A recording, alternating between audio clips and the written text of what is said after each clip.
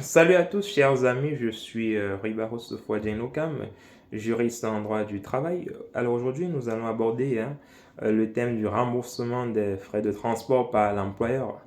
Il m'a été posé, ou plutôt j'ai eu une conversation avec un employeur cette semaine, et ce dernier m'a fait part d'une revendication de son salarié qui justement se plaignait que ça faisait 2 ans, il ne lui remboursait pas la moitié de ses frais d'abonnement Navigo.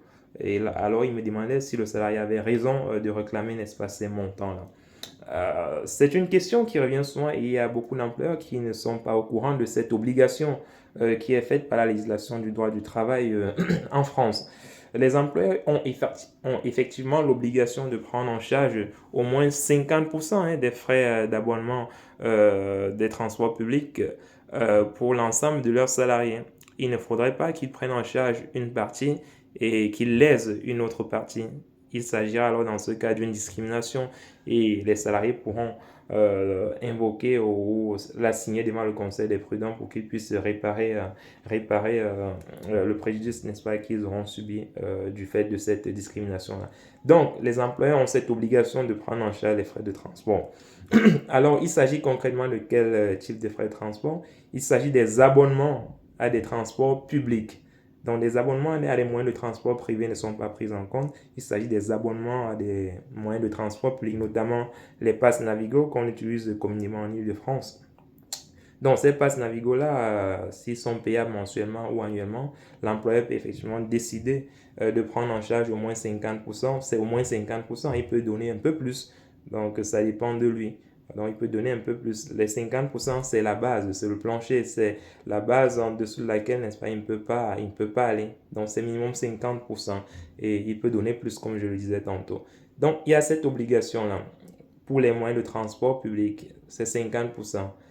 Ça concerne l'ensemble des salariés, aussi bien en CDD qu'en CDI, aussi bien à temps plein qu'à temps partiel.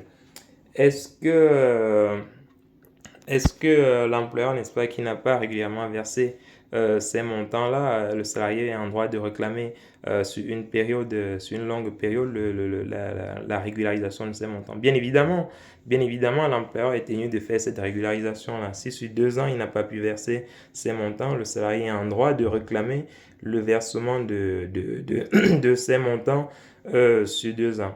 Donc, je crois que et les titres le type d'abonnement concerné, n'est-ce pas, par cette obligation-là, ce sont les abonnements, on va dire, ce sont les abonnements à des moyens de transport public. Ces abonnements peuvent être hebdomadaires, mensuels ou encore annuels. Par contre, les titres achetés à l'unité, parce qu'il y a beaucoup de salariés qui achètent des titres à l'unité et qui souhaiteraient qu'on leur rembourse 50% de ces titres-là. Là, c'est pas possible parce que la loi ne prévoit pas la prise en charge, n'est-ce pas, de ce type de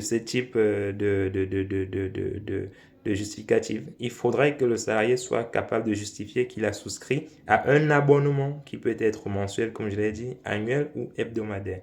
En dehors de ces cas-là, l'employeur n'est pas obligé de prendre en charge les frais de transport sollicités par le salarié.